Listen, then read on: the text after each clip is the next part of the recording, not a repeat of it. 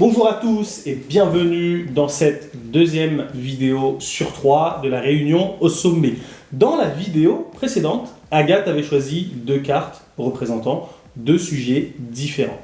Et maintenant, elle va choisir 4 cartes et on va parler pendant 5 minutes de ces 4 cartes. Alors Agathe, quelle est la première carte que tu vas choisir? Tu la prends, tu la montres à la communauté et voilà quoi. Alors, la prochaine carte, c'est langue. Langue, très bien. On va parler de... Alors, comment communiquer en classe, selon le niveau? Comment communiquer en classe selon le niveau? Avec quelle langue? Quelle langue communiquer? Dans la langue maternelle, en français? Moi, je pense que au niveau A1, Ouais. des fois, c'est... En fait, je commence directement à parler français.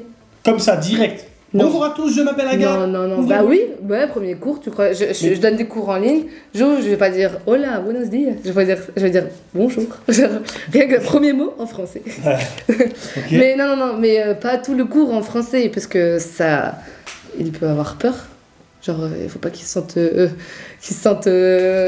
Oui, à la fin du cours, il faut qu'il ait appris quelque chose. À la fin de son premier cours, il faut qu'il ait appris quelque chose. Mais il faut aussi qu'il sente que le prof. Le comprend, qu'il peut être compris par le prof et que s'il est perdu, le prof est là. Ok, cool. Et quand tu parles, est-ce que tu mets une sorte de sous-titre? Par exemple, tu dis bonjour à tous. Hola, ¿qué tal? Mais tu sais, genre un sous-titre une fois, au moins pour qu'ils sachent ce que signifie bonjour à tous, je sais pas. Tu peux pas donner un cours si t'es sur Zoom ou je ne sais quelle plateforme, tu vas pas sous-titrer tout ce que tu dis. Sous-titrer à l'oral. Avec PowerPoint, on peut sous-titrer, hein, mais tout le monde ne le sait pas. Mais moi, je te dis un sous-titre à l'oral. Par exemple, tu dis bonjour à tous, je m'appelle Agathe. Hola a todos, me llamo Agathe. Ah, moi je sais pas si tu vois ce que je veux dire. Tout le monde comprend bonjour, je m'appelle Agathe. Au pire, s'ils ne comprennent pas, dès le premier cours, je traduis en espagnol. D'accord. Une fois, s'il n'a pas compris, je dis, je te l'ai dit tout à l'heure. Genre, je lui dis, alors qu'est-ce que ça voulait dire ça? Tu vois, il fait un travail de... C'est pas grave, on a le temps. On n'est pas... dès le premier cours, il va pas arriver au niveau B2, on a le temps. Il faut aussi prendre le temps et il faut pas que lui se sente trop stressé, trop pressionné. Enfin, faut pas qu'il sente trop de pression non plus. D'accord. Je veux dire, faut pas qu'il dise, merde, dès le premier cours, j'ai rien compris. D'accord, ouais, faut... Genre, toi, t'essaies de les motiver à prendre des notes, par exemple? Ouais. Ok. Prendre des notes. Ça, très important. Genre, je demande tout le temps aux élèves qu'ils aient un petit carnet à côté. D'accord. Parce que à chaque fois, tu peux dire la traduction, mais 3 jours après, ils l'ont oublié. Tu vois. D'accord. Moi aussi, quand j'ai appris l'espagnol, j'avais toujours un petit carnet, surtout quand j'étais en Espagne, en immersion totale. Ouais. J'ai toujours eu un petit carnet dans mon sac à main.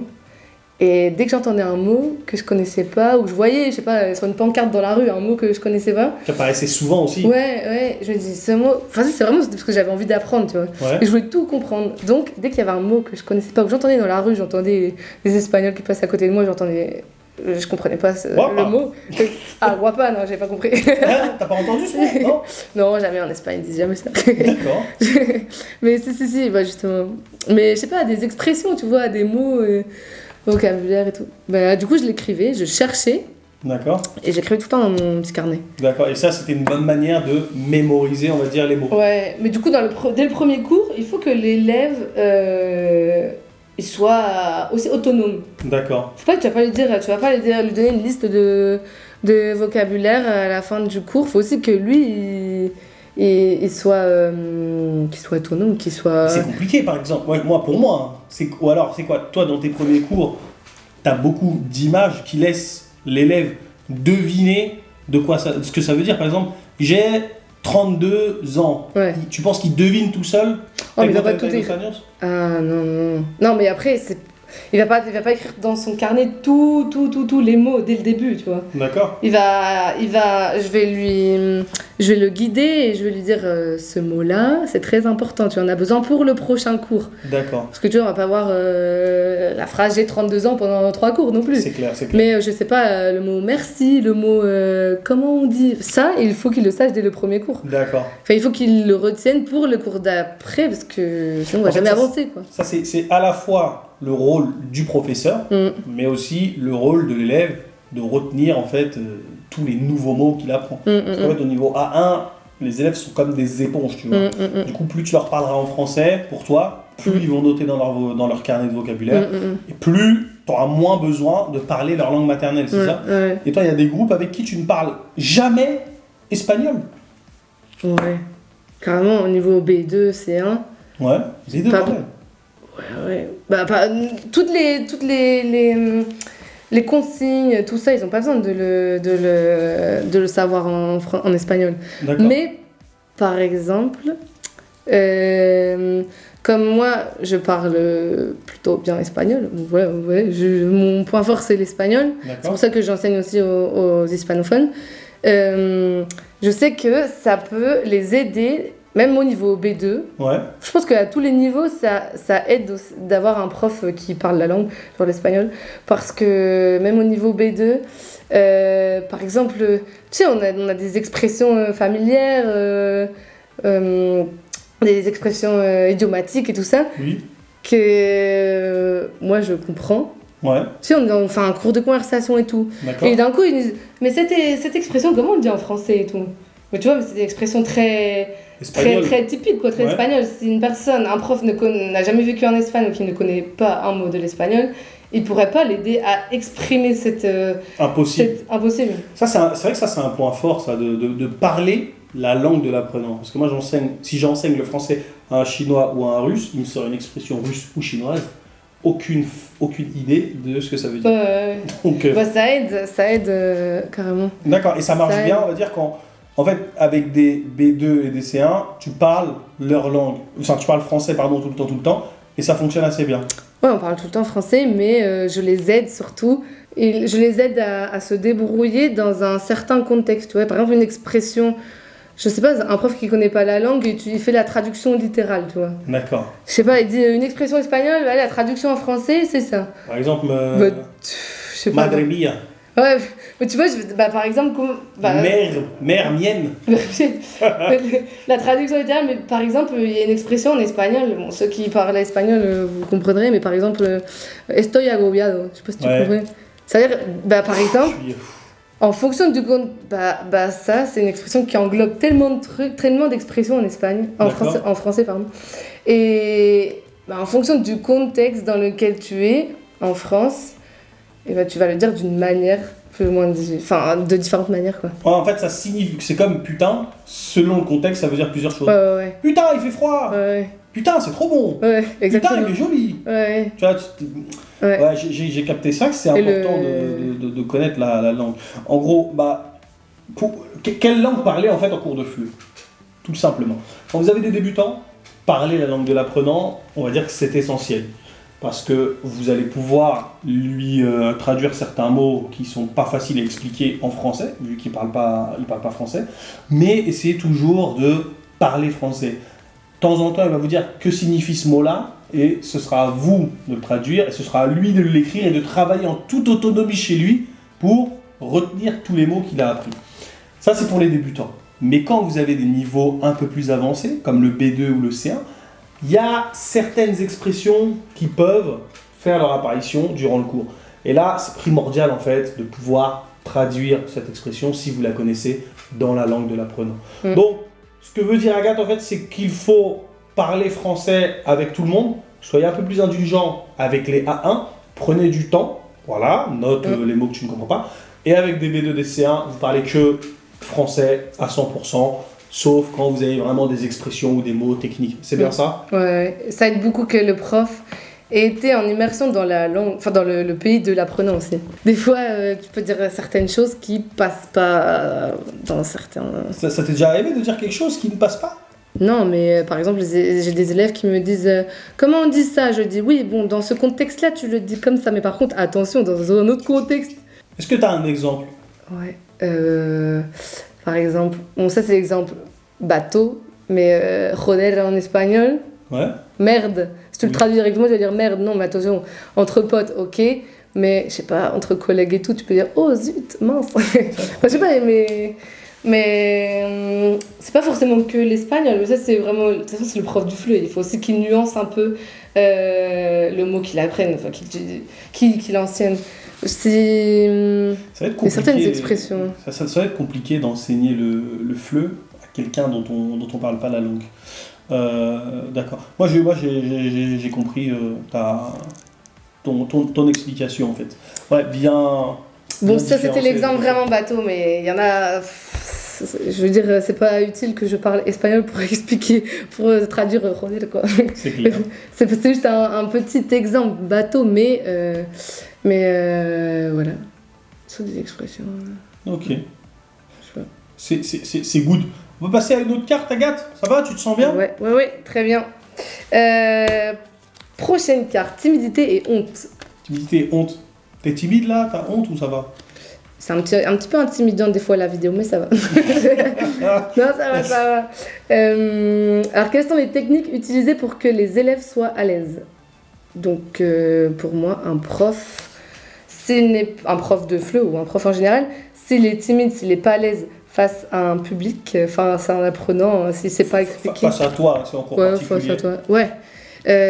Bon, là, dans le cours particulier, si c'est pas s'exprimer, s'il est mal à l'aise avec les autres, déjà, ça commence mal. Mais parce que c'est le job du prof de FLE de mettre à l'aise l'apprenant, quoi. Parce que nous, on a vu plein d'apprenants, déjà, on a déjà vu plein d'élèves, mais lui, peut-être que c'est son premier prof de français qui voit. Donc nous, on est habitués. D'accord, et un prof de FLE débutant, qu'est-ce que tu lui conseillerais pour mettre à l'aise ses élèves? Qu'est-ce que je lui conseillerais? Par exemple, c'est l'élève, il a honte, par exemple, de prononcer, il a honte de parler, il veut pas faire, il a du mal à faire des efforts. Je sais pas si toi, tu as des petites techniques qui peuvent aider les élèves à se débloquer, tu vois.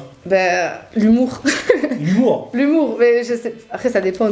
T'essaies d'être drôle parfois avec tes élèves? Non, j'essaye pas, mais c'est naturel. Tu vois. Par exemple, c'est naturel, exactement. Non, mais comment expliquer? Par exemple, un truc bête, la prononciation, les Espagnols, par exemple, ils ont un peu du mal avec le U. Okay. Parce qu'ils le confondent avec le OU. Ouais. Parce que la bouche, elle se positionne de la même manière. Bref. Quand j'explique à un élève comment on prononce le U, moi je lui dis... je lui explique, oui, tu fais le I, et après tu mets la bouche en cul de poule et tu fais le U. Donc lui, il est comme ça. Comment tu lui expliques? Moi, je suis ton élève, explique-moi. Alors, Juanito, Abdou. Tu fais le I, tu fais I, comme ça, tu tiens tes joues, ouais. Et après, tu vas mettre ta bouche, petit à petit, tu vas mettre ta bouche en cul de poule, comme ça. I, fermer les lèvres, quoi. Ouais. Tu fais I, et là, le U sort plus facilement. D'accord. Du I, tu passes par... À partir du I, tu passes par le U. T'as pas peur de paraître ridicule en faisant ça? Non, alors justement, l'élève, il a I... Mais sauf qu'il n'ose pas, il est devant la caméra, voilà, et tout ça, il est avec une prof, qu'est-ce qu'elle me fait là? Qu'est-ce qu'elle devrait me faire? Le IU, bref. Et du coup... Moi, qu'est-ce que je fais? J'exagère le truc, pour montrer que moi, je vais pas rigoler de lui. Ouais. Mais je le fais, mais j'exagère encore plus, tu vois. Je fais la comme ça, tu veux qu'il se moque de toi. Exactement, c'est l'autodérision. Il faut que tu... pour moi, c'est une manière de le mettre à l'aise, tu vois. D'accord. Si tu rigoles de toi, il verra que... Si tu rigoles de toi, il verra que, voilà, la prof, elle est drôle. Je me dis, tu sais, elle a fait le U comme ça, en cul de poule pendant 30 secondes. Moi, je vais le faire, mais encore pire. C'est bon, ouais, si toi... Tu fais ça devant lui, normalement, il fera l'effort pour le faire, tu vois. Exactement, je suis pas là pour le juger, tu vois. D'accord, et par exemple, je sais pas moi, la honte, toi tu saurais d'où peut venir la honte? Parce qu'en général, moi, mes élèves, ils ont honte de parler parce qu'ils ont peur du regard des gens. Tu vois ce que je veux dire? Mais quand tu es en cours particulier, toi, comment tu saurais expliquer la honte qu'ils ont ou... La honte qu'ils ont de parler, c'est moins de parler. Ouais, de parler, quoi. Je pense que c'est... Ça vient peut-être de... ils ont une timidité naturelle et après, peut-être que ça vient des cours qu'ils ont eu avant. D'accord. Souvent, je sais pas, des cours en groupe à 30 personnes, s'ils ont appris le français à l'école, à l'université et tout, déjà, on leur a pas donné assez la parole. D'accord. Ils ont pas eu l'habitude de parler, franchement. Enfin, un cours à 30, tu parles quoi même? Avec de la chance, tu parles... 30 secondes. 30 minutes 30 secondes, une minute, franchement, c'est... Je sais pas. Mais le prof, il a peut-être pas assez stimulé l'élève, il a pas donné assez la parole, et peut-être que les autres On rigolait de lui, ou je sais pas. Je sais pas trop, Oui, comment non, tu dirais, ouais. toi, la honte, elle vient d'où? Ouais, non, bah, ça, c'est une question C'est un aussi peu, ta un peu trop confiance. ouverte. Ouais, Ouais. non, ouais, en fait, c'est plus une question de comment. Donc, toi, tu penses que toi, tu favoriserais les activités à l'oral pour qu'ils soient un Ah, il peu faut qu'il se plus à l'aise. débloque. Ouais. Ouais, pour qu'ils se débloquent. Ouais. Ok. Non, Parce c'est. que, ouais. Ça dépend, après, ça dépend vraiment de l'objectif de l'apprenant, mais il faut vraiment qu'il se sente à l'aise et qu'il sente que. Voilà, je vais pas le bloquer, c'est ça aussi. Toi, t'as Je déjà pense eu des que- élèves mal à l'aise? Mais je pense aussi que s'ils sont pas à l'aise à l'oral, c'est peut-être parce qu'à chaque fois qu'ils faisaient une erreur de prononciation, je ne sais quoi, on les a directement arrêtés. Genre, ça, non, ça se dit pas comme ça, ça se dit pas comme ça. D'accord. Ok, il y a des erreurs à un certain niveau qui sont juste impossibles. Genre, c'est Comme impossible, tu peux pas les. Je Comme sais pas, en B2 qui dit quoi? un B2 qui me dit mangère, tu vois. Mangère. Ils mangèrent. Ils mangèrent, enfin. Bah, c'est quoi? C'est du passé simple? Ils vont manger. Non, ils vont manger, tu vois. Ah, affirmatif. j'ai compris. Ils vont manger, tu vois. Genre B2C1, il y en a un qui me. Bah, tu vois, ça, c'est des erreurs que. T'entends ça, toi, tu coupes l'élève ou tu le coupes à la première et s'il la refait, tu le coupes plus? Je lui dis une fois. Ouais. Je dis attention, bon avec moi tu vas pas dire ça, ok? Ok, si tu vas être mon élève, tu vas jamais dire manger, mais tu vas Ok. dire manger. Non, Ok. non mais non, bah, ça dépend. C'est compliqué parce qu'il y a des erreurs qui sont un peu fossilisées Ouais. et c'est très difficile quand tu récupères un élève du B2. Enfin, un nouvel élève qui a niveau B2, et ben, il a plein d'erreurs qui viennent de. Il y a eu plusieurs profs différents, tout ça. Ouais. Tu vois. Mais je sais que c'est plus facile. En fait, des fois, c'est plus facile d'avoir un élève A1 ou son premier cours. Ouais. Parce que tu sais que certaines erreurs, il va pas les faire. Genre, attention. Genre, ouais, mais il y a certains points, par exemple, justement, comme je donne des cours de français aux Espagnols, je sais très bien qu'il y a certaines erreurs que les hispanophones ou les espagnols vont faire en français. Et, genre, et si je les corrige pas dès le début, D'accord. bah, ça va, elles vont se fossiliser, elles vont rester là et Ça, c'est chaud. ouais. D'accord. Merci donc. Et c'est- Excuse-moi, hein. Pour la timidité et la honte, comment faire en fait pour limiter la timidité et la honte chez vos élèves? Premièrement, déjà, quand vos élèves ont honte, par exemple, de parler, de prononcer, n'ayez pas peur en fait de paraître ridicule envers eux, par exemple, que ce soit par rapport à la prononciation, par exemple, il a honte de prononcer, par exemple, le U, n'ayez pas peur de vous mettre devant la caméra, comme ça, et là, normalement, il sera à l'aise, Je veux non? dire, c'est quoi ce prof? Voilà. Donc n'hésitez pas en fait à lui montrer que vous êtes à l'aise avec lui, et vous n'avez pas peur du ridicule quand vous êtes avec lui, et lui, en retour, normalement, il sera à l'aise avec vous. Et aussi, quand par exemple, votre élève fait l'effort de parler, et qui fait une faute grave, ça dépend de son niveau. Hein. S'il fait une faute grave, par exemple en B2, je vais manger, là tu le coupes, tu lui dis, avec moi tu dis pas ça, tu dis je vais manger. Le phonème ER à la fin d'un verbe, ça se dit et. Je sais que mère, ça se dit mère, et faire, ça se dit faire, mais à la fin d'un verbe, on dit et. Bref, tu lui expliques ça. Mais s'il la recommette, tu le laisses parler de manière fluide, machin, et dès qu'il a fini son speech, là, tu lui réexpliques la leçon, tu lui réexpliques, tu lui dis note là, parce que je ne vais pas te le réexpliquer en 1000 fois, parce que ça, Mais c'est pas si facile, hein. ça peut être agaçant, ça peut être énervant, etc. Mais voilà, comment limiter la honte et la timidité, coupez pas vos élèves, soyez bienveillants envers eux, et tout ira bien. La suite. La suite, alors, devoir. Devoir. Allez, on change un peu. 5 minutes. Qu'est-ce que du travail à la maison utile? Ouais. Alors, Excuse-moi, hein. Arrêtez de m'appeler, les gars, je suis en truc là, je suis en réunion avec Agathe Laurent là, vous. un bout de... Ouais, allô, je te rappelle, je suis en réunion, frérot. Vas-y, à tout à l'heure. On va se mettre en mode avion. Là, c'est comme si vous étiez avec Moi nous aussi, là, je me pendant la suis- réunion au sommet. Hein. C'est mis en mode avion aussi. Oui, je l'ai déjà mis en mode avion parce que... Un peu de tranquillité, s'il vous plaît. Ouais. Donc, Calmez-vous, les garçons. Qu'est-ce que du... Alors, on faisait quoi, là? Qu'est-ce que du travail Utile à la maison. utile à la maison? Des fois, il y a des cours où tu dis, bon, je donne pas de travail parce que vous faites... Ça dépend si c'est un petit cours de conversation et tout. Pour toi, c'est quoi le travail à la maison déjà? Ce serait quoi? Ce serait renforcer ce qu'ils ont vu en cours, renforcer les problèmes qu'ils ont, Ouais. ou faire quelque chose qu'ils ne peuvent pas faire en cours, comme la production. Pour moi, le travail à la maison, c'est comme une transition entre le cours d'aujourd'hui et le cours de demain ou de la semaine prochaine. D'accord. Donc pour moi, le travail que tu vas lui donner, c'est un travail, que ce soit une production écrite, une production ou regarder un film, tu vois, ça peut être de tout. C'est pas forcément une production écrite ou une compréhension écrite. Les devoirs sont variés, quoi. Ouais, mais faut pas tout le temps que ça soit production, tu vois. Moi j'aime bien aussi donner. Pour ça, quand c'est un cours, ça dépend, mais des fois j'aime bien lui donner, je sais pas. Allez, tu vas écouter cette chanson-là. Rien que ça, c'est un petit devoir, tu vois. D'accord. Écouter cette chanson-là, tu vas bien étudier les paroles et tu me dis un peu ce que tu en penses, si tu as aimé la chanson et tout. D'accord. Mais c'est juste, à chaque fois, le devoir que je lui donne, il a un rapport avec le cours qu'on vient de terminer. D'accord. Sur le thème et sur. Il faut que le devoir reprenne le thème et la grammaire. Ok. Un peu qu'on a revu. Et il faut aussi. Et j'aime bien aussi faire une petite transition sur le cours d'après, tu vois. Parce que souvent, mes cours, même les thèmes et tout, ils ont enfin, ça a une logique, tu vois. D'accord. Et donc, ça peut aussi permettre d'introduire ton prochain cours, tu vois. D'accord. Une chanson, par exemple, qui utilise une forme de grammaire que tu n'as pas encore vue. Ou que tu as déjà vu. Ouais. Ok. Ça peut être de tout. Mais voilà, c'est soit pour faire pour revoir un peu le cours que tu viens de faire, ou soit pour faire une transition pour le prochain cours. D'accord. Non, moi je pensais que tu avais des devoirs, on va dire, parce qu'en général, en fait, les devoirs qu'on a, c'est production écrite, compréhension écrite, en fait, des choses qu'on ne voit pas directement en classe. Ouais. Maintenant, moi je vais te parler d'un objectif bien précis. Quelqu'un qui veut réussir le DELF B2, quel type de devoir tu lui donnerais et quel type de devoir tu lui donnerais pas?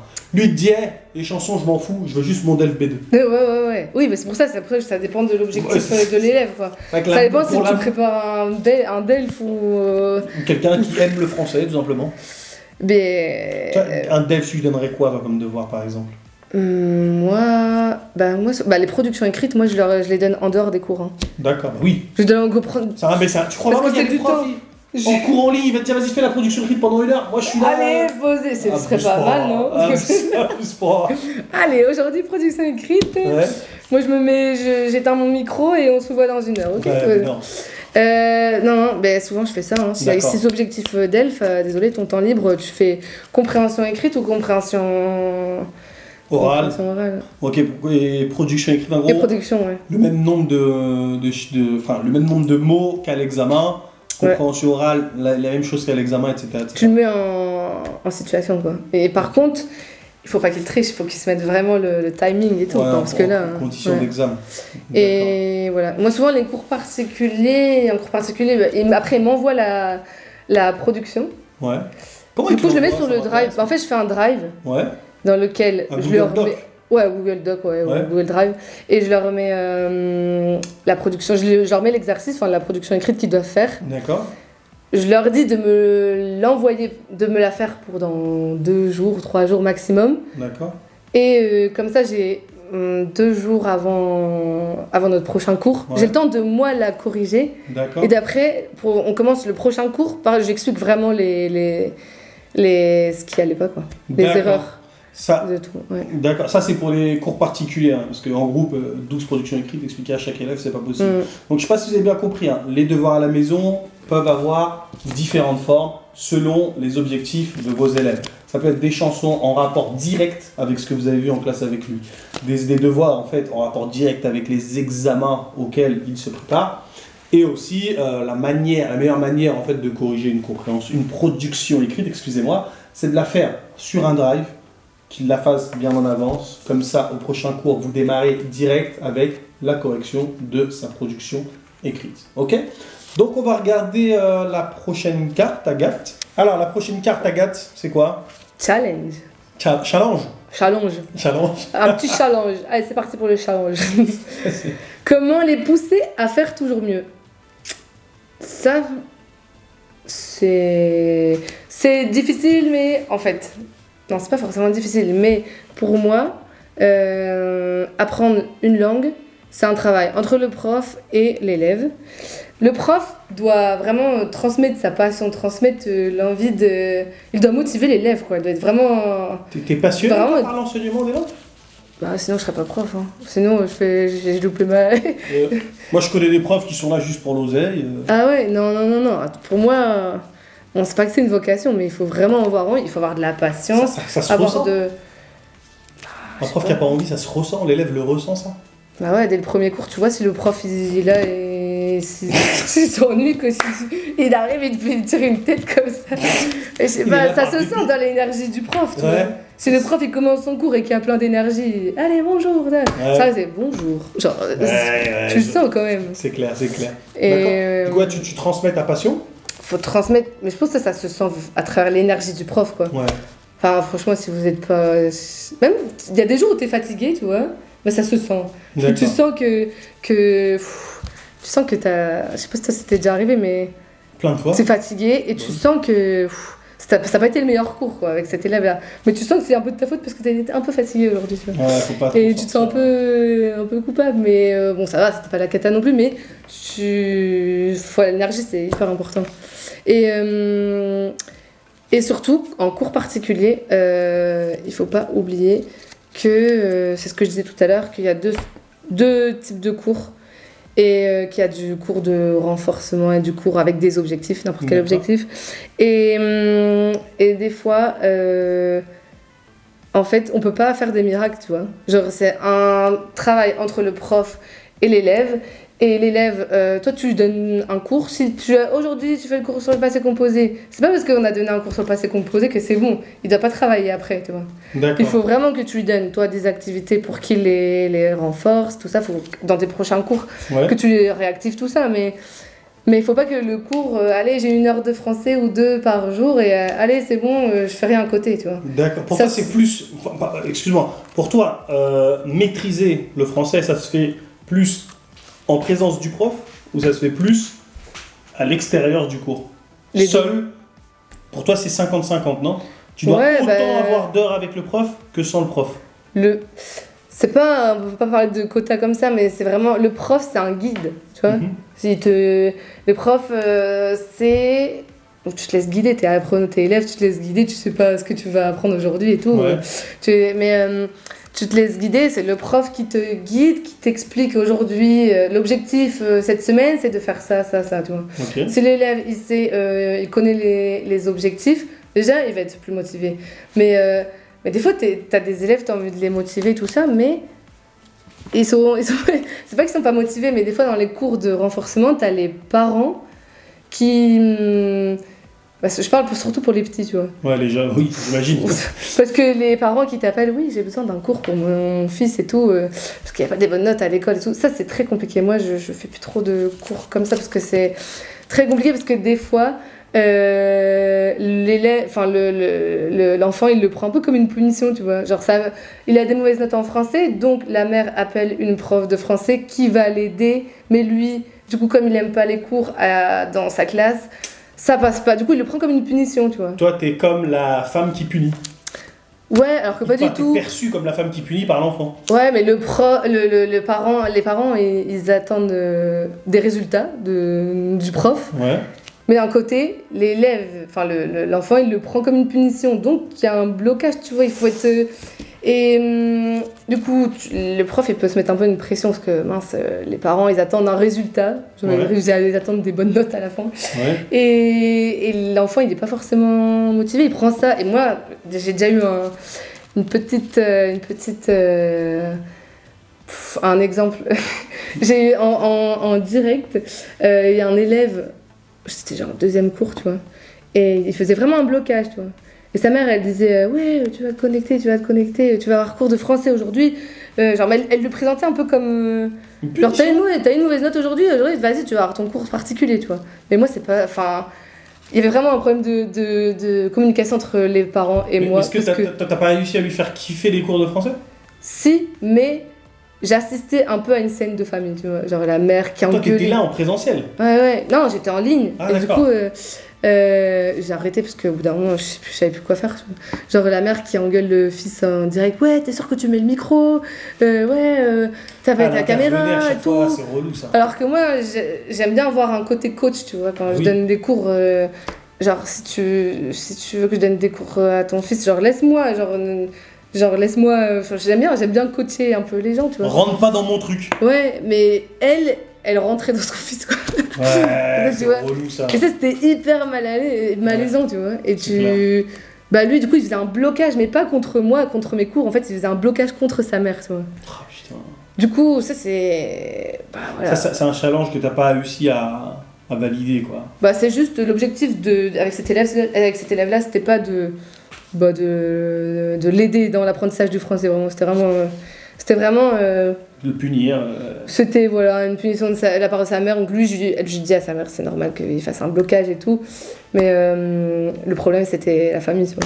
Et des fois, ça c'est difficile en tant que prof de faire comprendre à la mère que, tu vois. D'accord. Et des fois, voilà, on veut les pousser à faire toujours mieux, mais c'est un peu difficile, quoi. D'accord. Enfin, on a beaucoup de... Ok, c'est good. Je sais pas, donc pour le challenge, je me rappelle plus trop de ce qu'on s'était dit, on se dit tellement de choses en fait. C'est compliqué. Les idées fusent. Donc voilà, en fait, il y a des challenges en fait, qui peuvent être, comment dirais-je, facilement atteignables quand vous êtes seul dans votre bulle avec votre apprenant en fait. L'apprenant, vous allez lui donner des choses à faire en classe, mais lui doit garder à l'esprit son objectif et ce qu'il doit faire pour atteindre son objectif. C'est-à-dire que il travaille à l'école avec vous en ligne, mais aussi il faut qu'il sache qu'il doit travailler aussi à l'extérieur. Vous n'êtes pas magicien, vous n'allez pas le rendre bilingue comme ça, ok? Parfois aussi il y a des challenges qui sont quasi impossibles parce que vous allez apparaître plus ou moins comme une sorte de punition. L'enfant en fait va arriver et soit il sera braqué, soit ses parents vont venir et intervenir dans votre cours et du coup vous allez dire ah moi je peux pas travailler dans ces conditions. Je préfère arrêter quoi. Donc voilà, donnez-moi votre avis dans les commentaires parce que c'est intéressant. J'ai jamais entendu quelqu'un me parler de ça, d'un cas comme ça en fait. C'est intéressant. Donc là il reste 4 thèmes, 4 cartes et on les verra dans une prochaine vidéo. Ok? C'était Abdou. Peace. Peace. Donc, tchuss. Pas-